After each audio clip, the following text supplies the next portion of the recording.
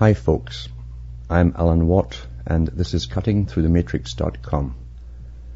You can also find me at Alan Watt, sentientsentinel.eu. It's the 29th of June, 2007. You know, I seldom go into town because I don't need much to begin with. I really don't need even to mingle with company. At least the sort of company you'll find in most towns, where everyone scurries around, no different than the bigger cities really, a little bit slower. Wherever there's a television culture, people are pretty well standardized the world over. Back in the 60s they talked about this too, the creation of a world culture. Then in the 70s they had meetings about it between Britain and U.S. to find out who would design the culture and who would lead the field in promoting it. The Council on Foreign Relations went over to their parent organization, the Royal Institute of International Affairs in London, and that's where it was all debated with other Council on Foreign Relations members from other countries, non-Commonwealth countries, joining in. It was discussed as to what methods would be used to propagate the culture. Not that it was a mystery how to create culture, it was always understood. The BBC had known right off the bat when it was started up as a propagandic institution in World War I via the radio. There was no need to relearn something as far as promoting propaganda. All they had to do was to find out how to put it over quickly in a radio type and in a television type format. They found that fiction, of course, was the easiest way to grab people's attention, especially if you gave them dramas and serial type dramas and left them with a cliffhanger where the hero was literally hanging on to life in some strange situation, knowing the public would tune in at the same time the next day to hear how it turned out. Nothing new again in this type of format. It had been used widely in ancient times on stage, even in ancient Greece, where traveling players came from the Middle East across the old world, or the ancient world. And you find that towns and cities had to turn out to watch these dramas because they were authorized by kings and queens, because it was a prop. Generally, there was always a story involved to prop up the religion prevalent at the time, and also the king that was the head of the country. That's why they had to do these particular type dramas. Propaganda can be put across in many ways, and the best propaganda doesn't come across as blatant. The best type dresses itself in what you think is normalcy.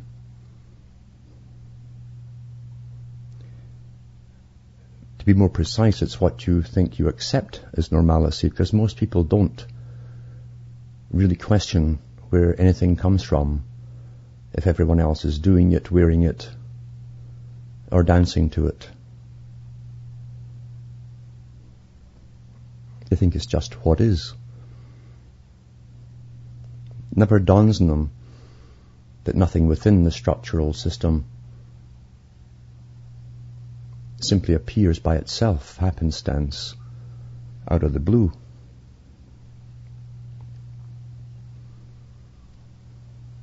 A culture creation is part of standardization.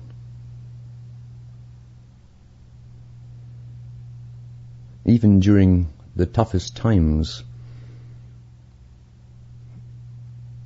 when the church was the big stick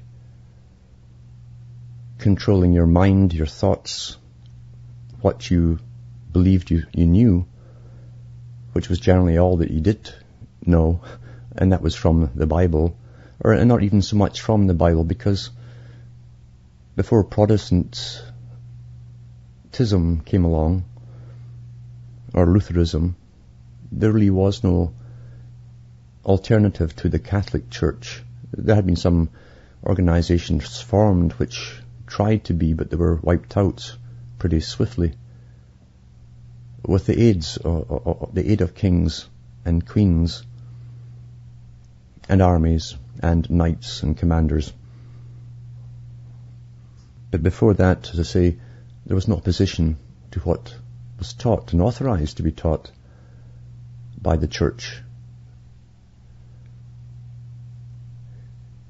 It was fairly easy to keep a population ignorant with a ruling literary elite, at least a scribe faction, to give stories to the public. And much of what the people were taught wasn't even in the Bible. It was dogma that was inherited from an ancient Rome, from a pagan Rome, which, although it had stamped out, or thought it had stamped out most of the paganism, it couldn't help but reabsorb it back in, because there were so many elements in the paganism that people liked. It was a lot of it was to do with the human psyche. It was almost indispensable to have brought back in to the church. Therefore, much dogma was taught, and for centuries, the public were told all the stories from Adam to Eve onwards, and that's all they knew about anything. They'd never heard of the old philosophers that had existed thousands of years ago, or the other cultures that had existed in ancient times. They didn't know any of this. Their whole reality was revolved around the stories from priests, and selective stories at that, and often altered stories. For centuries, in fact, the traveling players who were authorized and licensed to travel, because those who can alter your mindset must be licensed and authorized by the state, all the way back to Plato's day. Plato advocated that even singers and poets and musicians should be licensed, because they wielded such tremendous power and influence over the young. So in the Middle Ages, the traveling troops went from castle to castle, or city-state to city-state, with approval. And they put on religious dramas, the same types over and over and over, which you think would get monotonous, but when you only had some kind of entertainment coming in, maybe twice a year or once a year, it was something that people looked forward to, because people like fairs, and that's why the church made sure they always had specific holy days or holidays. That's where it comes from. The word holy itself still comes from the pagan roots, from the holly and the ivy, and the old grove, the ancient groves, where worship was done.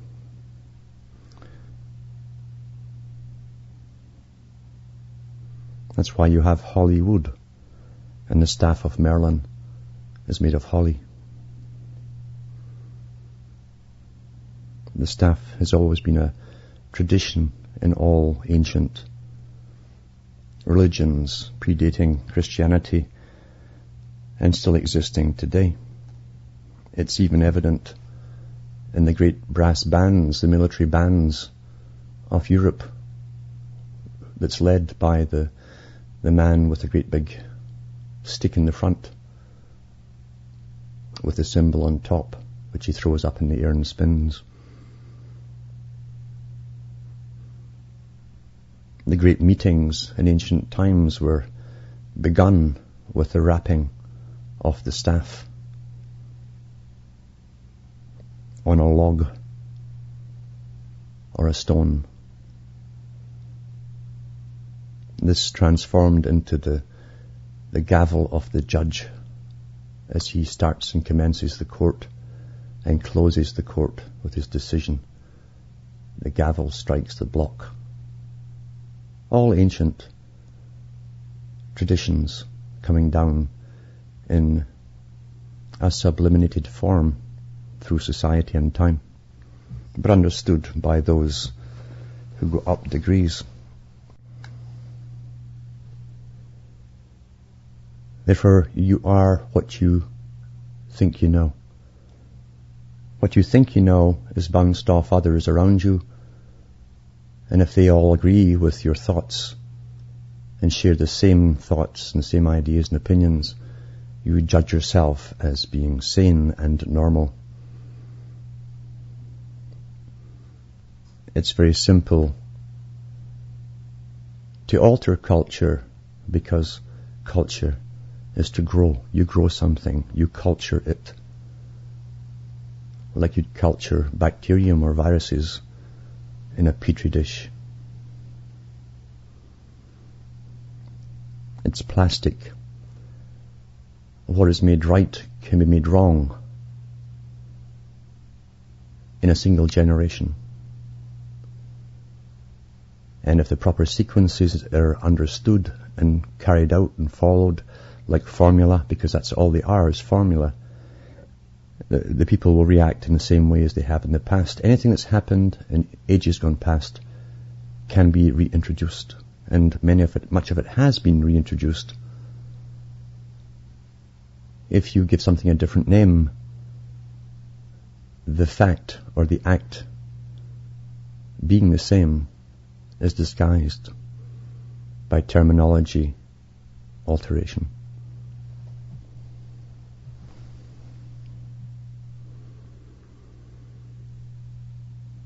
An example of how the same situations can reoccur and be disguised. Something really which should be in the Control Freak's handbook, I'm sure it is, in many archives, is how to cow the people and terrify the people into obedience. A technique which is used generally in times of war, which again are strategies laid out by elites. War and far-reaching plans for alteration. And wars to change the cultures on all sides. You always found the kings and queens of ancient countries would then marry after the war. I'm sure the marriages were arranged before the wars even began. Whole countries fought to save their supposed ways of life, only to be given away, a country given away in marriage. And that was a normal thing at that time, not too long ago. But it shows you the insanity of the mass-minded person to go along with it all and learn nothing. We know they learn nothing because generally every 18 years to 20 years the same thing could be repeated, and they'd go off and fight again when they were told to, and then watch their kings and queens marry each other all over again. And this nonsense happened down through time. In World War I, one of the bloodiest wars, each one getting bloodier than the last, thanks to science and democracy, because democracy allows taxation on a massive scale, which creates standing armies and keeps them supplied and paid. World War I had Germany and Britain and France and all the rest of these countries, and you find the royalty on all sides were related, first cousins. The posters for the Kaiser in Germany were identical to the poster for the King of England, except for the hats. The faces and features were identical.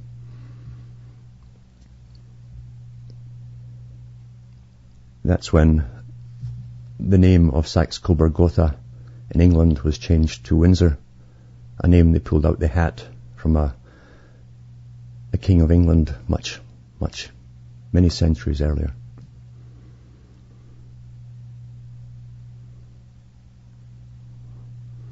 But terror is a tremendous instrument to cow the people as you're creating great changes. In World War II, and prior to World War II, really since the industrial age, the end of the industrial age, when the machine and the mass man, the mass factories, mass became the word for everything, mass production and mass armies. It all became the rage. Every great old country of Europe armed themselves to the teeth and just itched to get wars going, because wars are very profitable for the bankers and the investors and those who supply massive armies with everything they wear, carry and use. It's a great way for disposable income, for debt creation. Every bullet, every shell fired has to be replaced.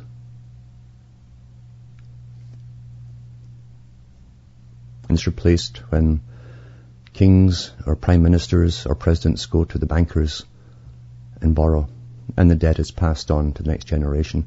Long-term strategies of enslavement, which were known in ancient times and discussed massively during the 1700s, during the periods of upcoming revolutions. Well discussed. It's not discussed at all today. Debt is taken national and individually as a matter of normalcy, as though it were natural like gravity.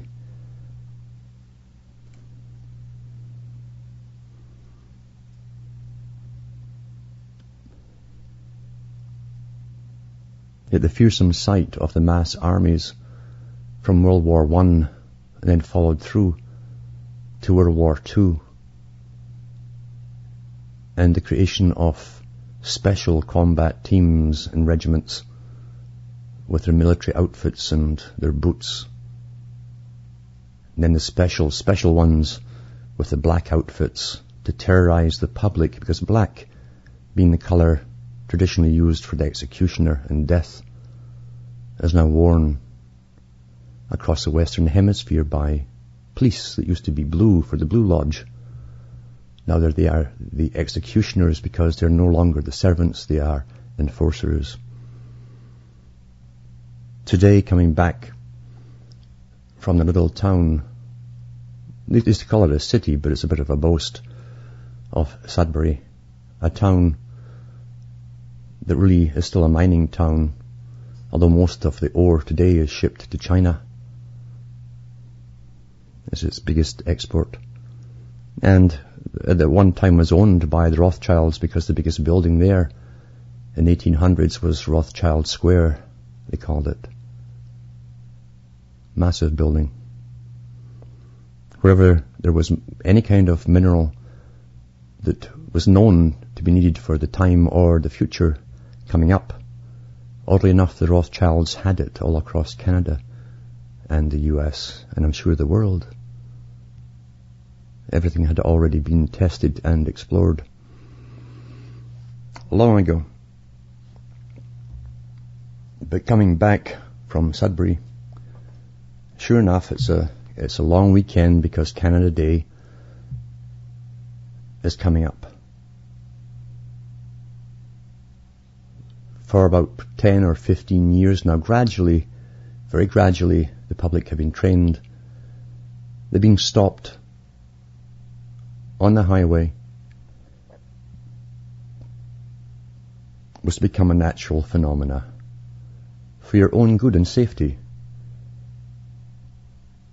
It began initially with Mothers Against Drunk Drivers, another not-for-profit, non-governmental organization heavily funded by the big foundations, and the woman who started it up in Ontario.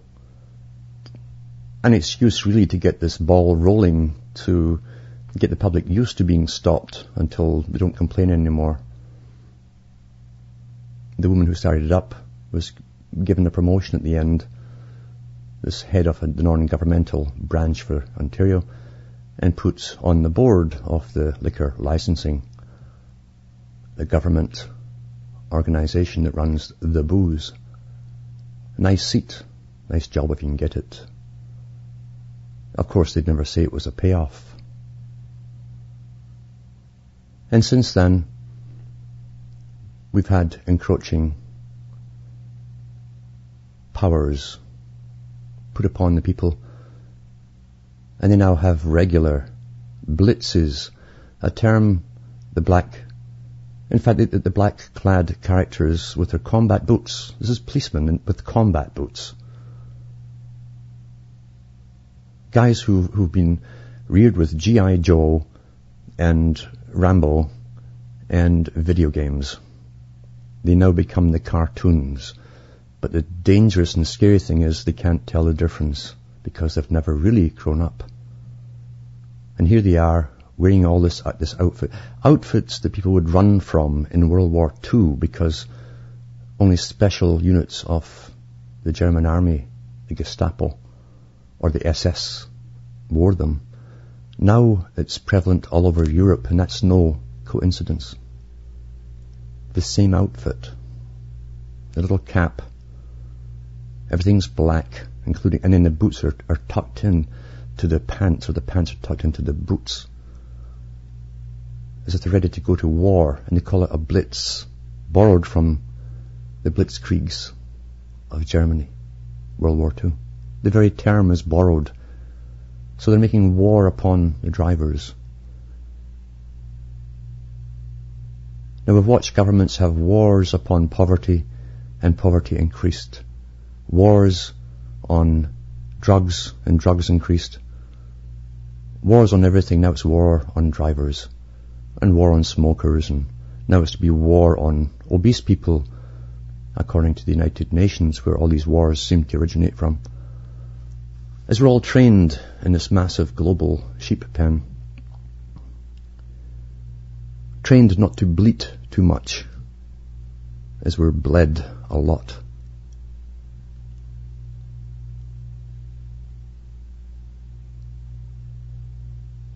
We watch as even driving into Sudbury, a little mining place really, the big signs across the road, the electronic signs, flash all these sayings to you, telling you what to do, and slow down, and don't drink, and on it goes.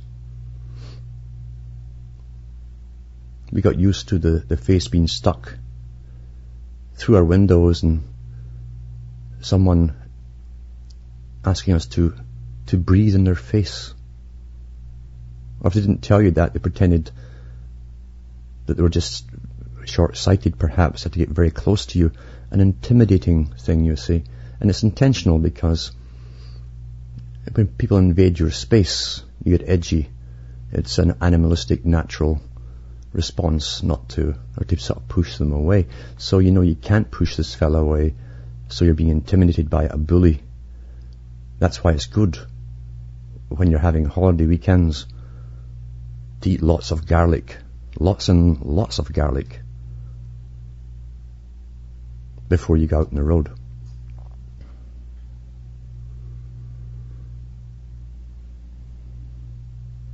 And you'll find that these particular stops will be a breeze. The public don't react now. They're used to being stopped with the blitzes.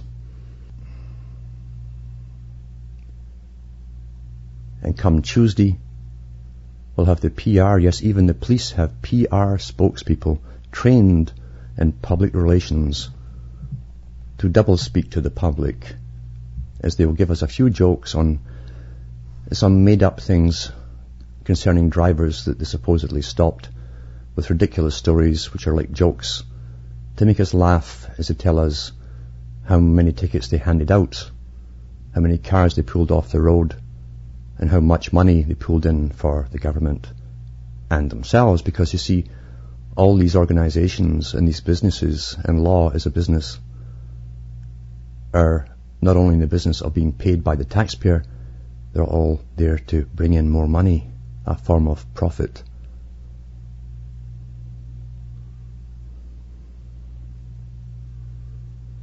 You see, there's no overtime pay, no overtime, no crime.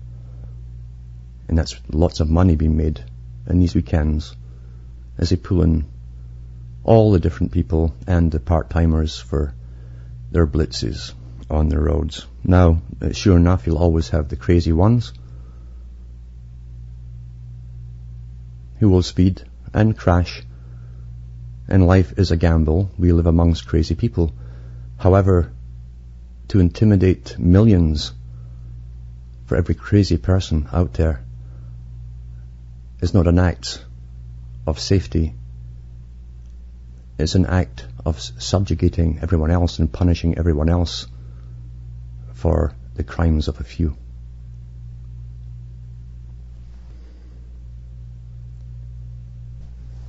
The training of the masses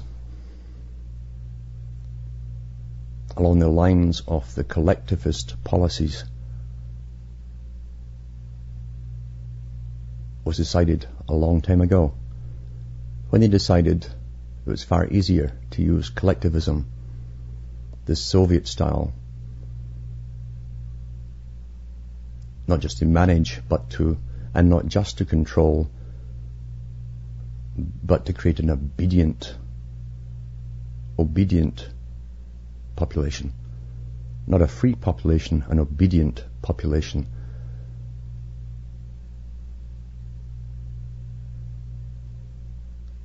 When the religions, which were bad enough at times in history, were gradually phased out, the scientific one took over.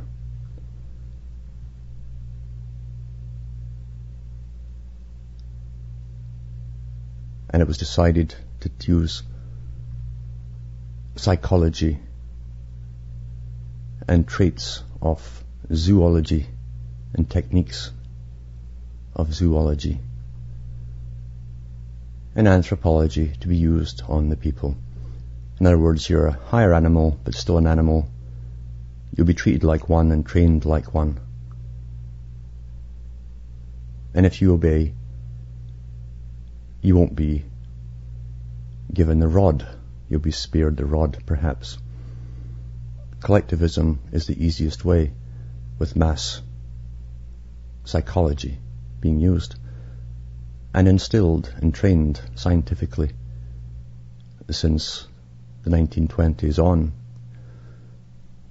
And now it's into the technotronic era, coupled with other techniques to dumb us down, physically as well as mentally. You do see the effects all around you. The war on obesity that's coming up now is used as an excuse of people losing control of themselves. You're obese because you lose control, they say. However, the same they who are pushing all of that know darn well at the top levels the culture that was created to make people obese. Never mind the alteration through the inoculations, they also altered the food. They give a lifestyle where both parents are working, and food, if it's eaten at all at home, comes out of cans or packages, but mainly now it's ordered in. Fast foods. That is the culture that was created, and now they blame the people for eating the food at the trough that's been dished out to them. We do see the effects all around us. Never mind the psychological effects, because people stuffed into small, crowded areas will have aberrant behavior. The aberrancies generally turn inward, hence all the eating and all the different addictions that people go into. But the authorities would prefer that than aggression. Yet now, just like breaking the legs of the cattle, you kick the cattle because the cattle can't get up. The same people who took all the nutrients out of the food and advertised to the hilt for you to buy that food are blaming the public for eating it.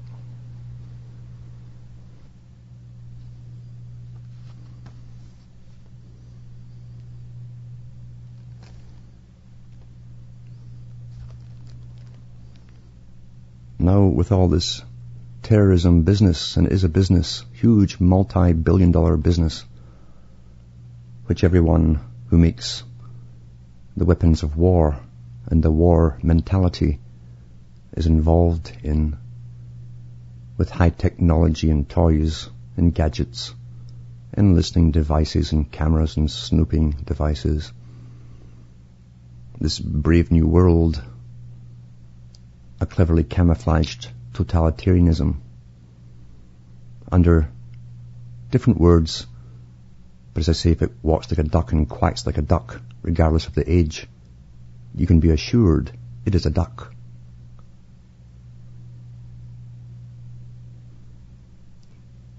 Ancient tyrants used terrorism or the threat of terrorism to do exactly what is being done today. Everyone in a culture wants to be good. Good being following the rules that are given at that time from the elite down.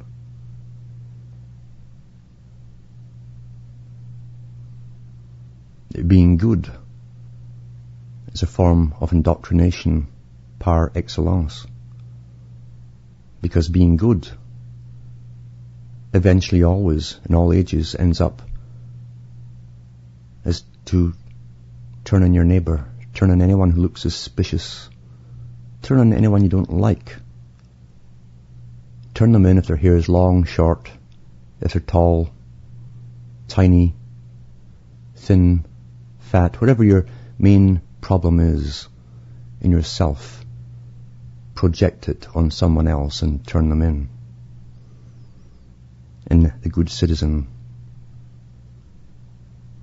who's been instilled with all the right things to obey, and who wants brownie stamps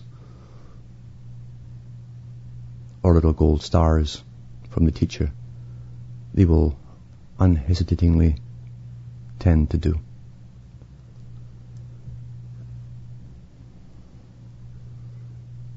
When everyone becomes a policeman on everyone else, we are in trouble. Suspicion breeds suspicion, and ultimately paranoia. Paranoia is psychotic. And people who are psychotically paranoid do incredibly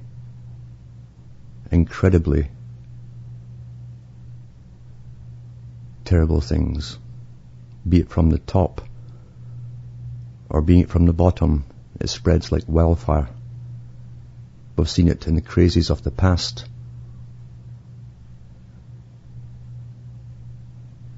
When inquisitions went round towns and villages and everyone panicked and turned everyone else in and watched their people and their friends or neighbours being burned alive. Now we just watch them being whisked off to some camp in some other country where they're tortured. Centuries later, the same thing. Tortured by the same psychopathic recruits, which we find in all ages now, male and female.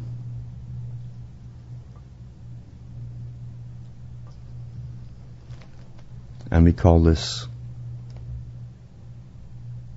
furthering democracy and bringing freedom to the world.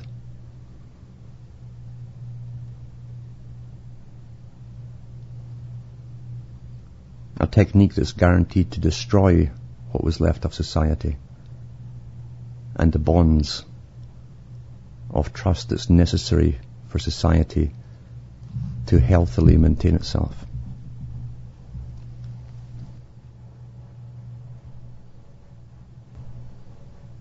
I'm going to read a quote here from Carl Jung, a book I've mentioned a few times called The Undiscovered Self, because it was the first time, at least to the general population, someone who understood these techniques was allowed to write them down and sell the books to the public.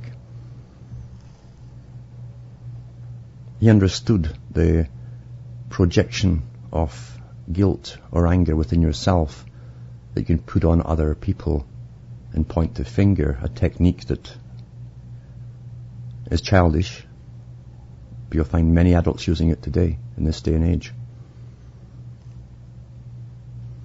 This is what he says about the reasons that governments use.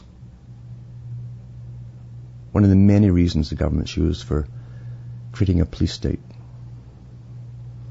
On page 54 of this book he says, fear that anarchic tendencies will thereby be let loose is a possibility that is greatly exaggerated, seeing that obvious safeguards exist within and without.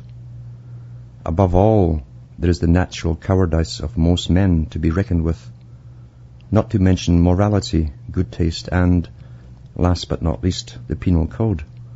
This fear is nothing compared with the enormous effort it usually costs people to help the first stirrings of individuality into consciousness, let alone put them into effect.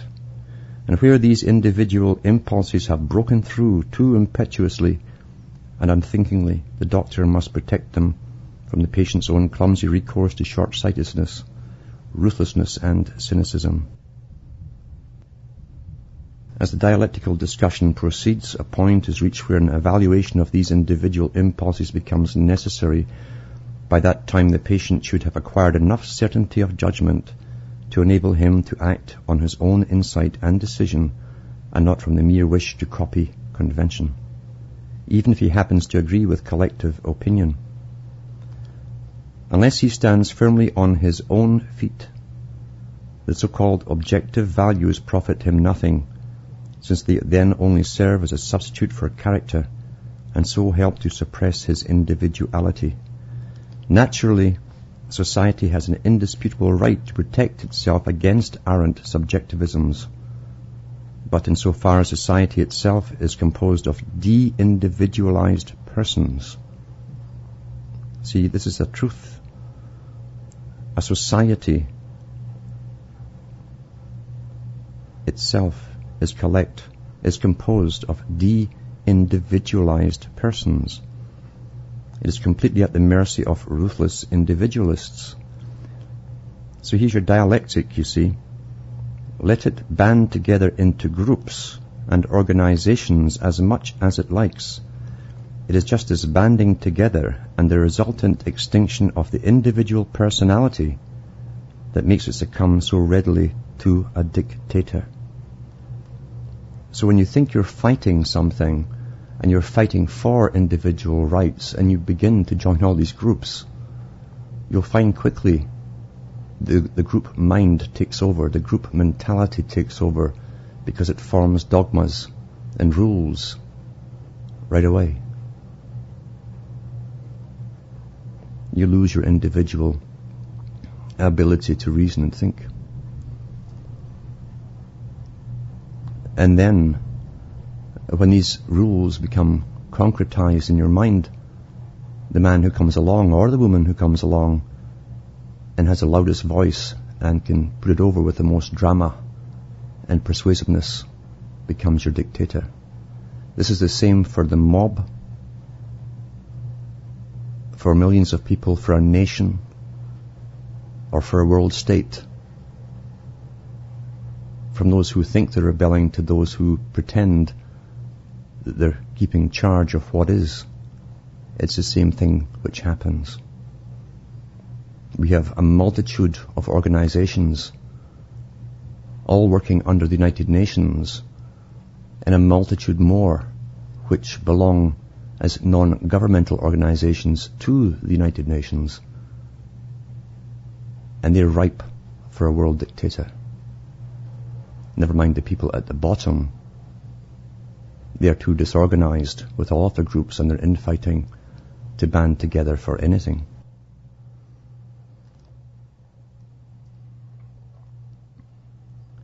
So he says here, is this banding together and the resultant extinction of the individual personality that makes it succumb so readily to a dictator. A million zeros joined together do not, unfortunately, add up to one. Ultimately, everything depends on the quality of the individual.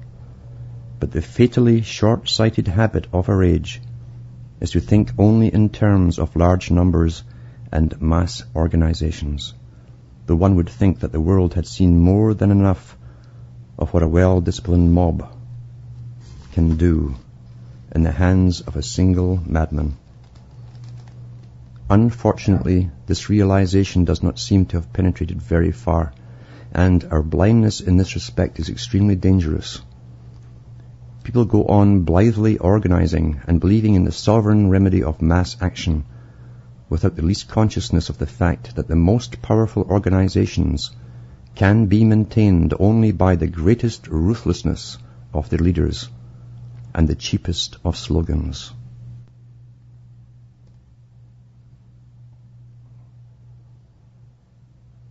Now, it doesn't matter if it's something that's opposing or something that's pretending to keep a hold of and preserve. We're hearing all of that today. But we're hearing it mainly from those who are pretending to preserve it at the tops of governments. And that's terribly frightening. We're hearing propaganda blared every day across the planet with the cheapest of slogans. With old slogans too, which have worked in many tongues down through the ages. To continue on page 56, for those who still believe that they're good and they obey the rules, they'll somehow be saved through religion. Curiously enough, the churches too want to avail themselves of mass action in order to cast out the devil with Beelzebub. The very churches whose care is the salvation of the individual soul. They too do not appear to have heard anything of the elementary axiom of mass psychology, that the individual becomes morally and spiritually inferior in the mass, and for this reason they do not burden themselves overmuch with the real task of helping the individual to achieve a metanoia, or rebirth of the spirit. Dio concedente. It is unfortunately only too clear that if the individual is not truly regenerated in spirit, society cannot be either. For society is the sum total of individuals in need of redemption. I can therefore see it only as a delusion when the churches try, as they apparently do, to rope the individual into a social organization and reduce him to a condition of diminished responsibility, instead of raising him out of the torpid, mindless mass and making clear to him that he is the most important factor, and that the salvation of the world consists in the salvation of the individual soul. It is true that mass meetings parade such ideas before him and seek to impress them on him by dint of mass suggestion, with the unedifying result that when the intoxication has worn off, the mass man promptly succumbs to another even more obvious and still louder slogan. His individual relation to God would be an effective shield against these pernicious influences. Did Christ ever call his disciples to him at a mass meeting? Did the feeding of 5,000 bring him any followers who did not afterwards cry, "Crucify him," with the rest, when even the rock named Peter showed signs of wavering? And are not Jesus and Paul prototypes of those who, trusting their inner experience, have gone their own individual ways, disregarding public opinion? This argument should certainly not cause us to overlook the reality of the situation confronting the church. When the church tries to give shape to the amorphous mass by uniting individuals into a community of believers with the help of suggestion and tries to hold such an organization together, it is not only performing a great social service, but it also secures for the individual the inestimable boon of a meaningful life form. These, however, are gifts which as a rule confirm certain tendencies and do not change them. As experience unfortunately shows, the inner man remains unchanged, however much community he has.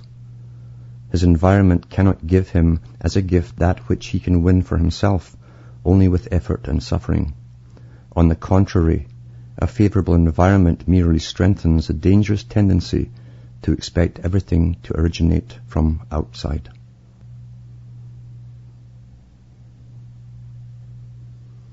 On page 59 he says, "Where the many are, there is security." He's talking about how mass movements think. Where the many are, there is security. What the many believe must of course be true.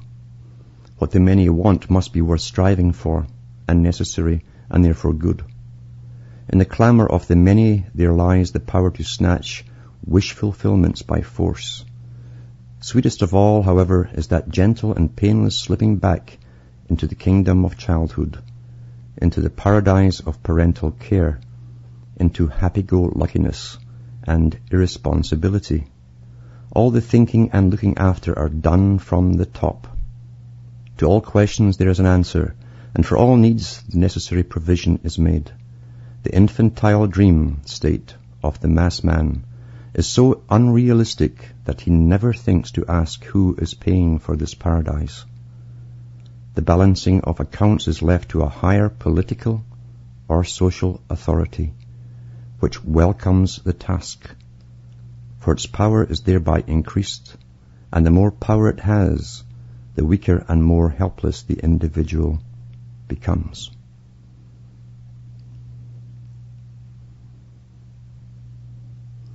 Wherever social conditions of this type develop on a large scale, the road to tyranny lies open, and the freedom of the individual turns into spiritual and physical slavery. Since every tyranny is ipso facto immoral and ruthless, it has much more freedom in the choice of its methods than an institution which still takes account of the individual. Should such an institution come into conflict with the organized state, it is soon made aware of the very real disadvantage of its morality, and therefore feels compelled to avail itself of the same methods as its opponent. In this way, the evil spreads almost of necessity, even when direct infection might be avoided. The danger of infection is greater where decisive importance is attached to large numbers and statistical values, as is everywhere the case in our Western world. The suffocating power of the masses is paraded before our eyes in one form or another every day in the newspapers, and the insignificance of the individual is rubbed into him so thoroughly that he loses all hope of making himself heard. The outworn ideals of liberty, equality, fraternity help him not at all, as he can direct this appeal only to his executioners, the spokesman of the masses.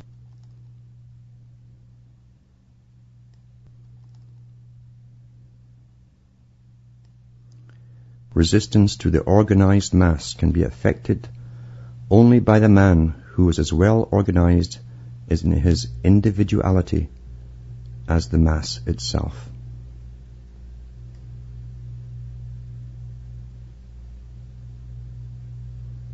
I would add to that, not only well organized in your individuality, but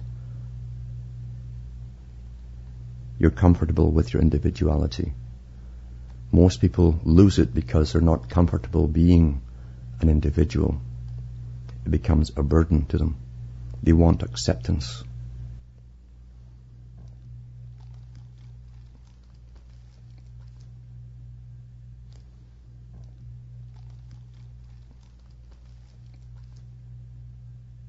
Well, it's thundering lightning outside now,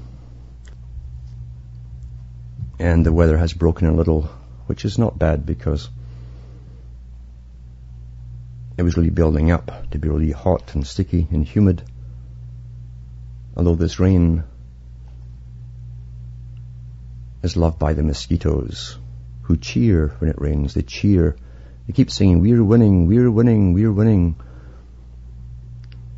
Then they'll start croaking when it's too much sun, and they drop out the air, and then I shout back at them, "You're losing, you're losing, you're losing." That's the only way you can get your own back. I've given enough blood to them this year.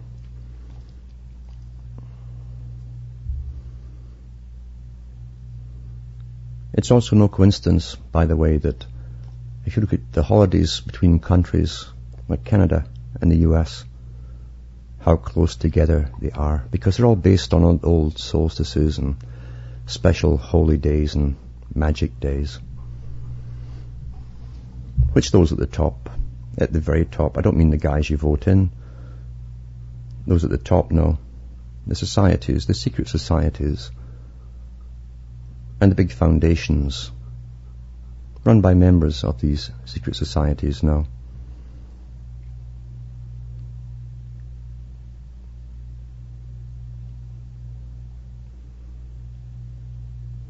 I keep telling people not to put their faith in the lone hero who's going to come out of Hollywood and save everyone. Each person is their own champion, and your first battle is with yourself.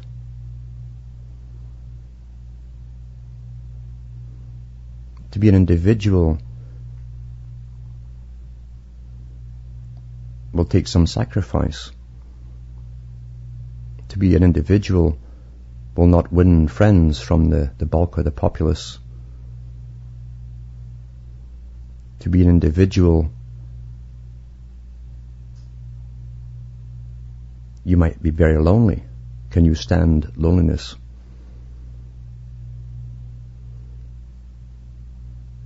What's the other side of it? See, a person who really should be an individual and knows it themselves will often marry and do all the things and live miserably ever after.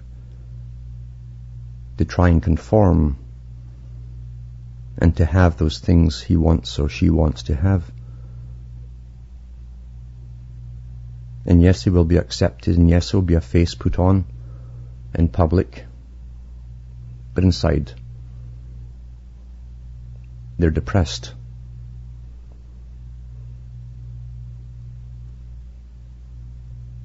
That's why true individuality is not for everyone. That's why there's always been a mass.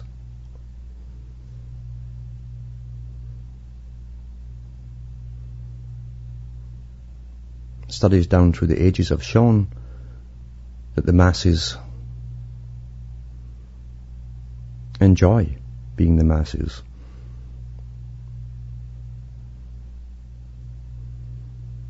Witch hunts don't have to be done by churches.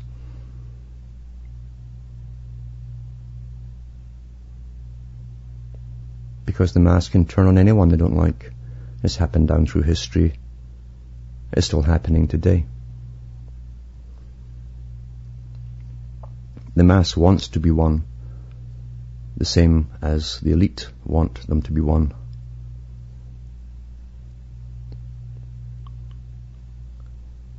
The purpose of life is not to lose yourself, it's to find yourself, regardless of public opinion.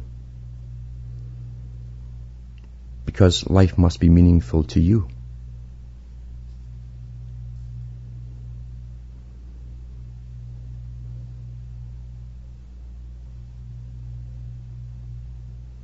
So this is Happy Canada weekend for Canada Day coming up. Eat lots of garlic. Don't speed. And next Wednesday, I believe it's the US's turn for their July break, the big one. Same thing there. So close as well as merging already. If you notice, you see they're merging everything. The money is becoming standardized, both sides of the borders. And the holidays are pretty well so close, they're good enough. They can make a United America's Day if they want to. It's quite interesting. I've told people before, go along the borders and look at all the stones put up, the obelisks across the border, both sides, to mark the border, because there's a Masonic agreement between the big boys to begin with, as they create countries and use them for a few hundred years to oppose each other and tax the people and create armies and further the agenda, then take down the borders again. The order of the bees, that's what a border is. Border, bee order. Big obelisks across the border.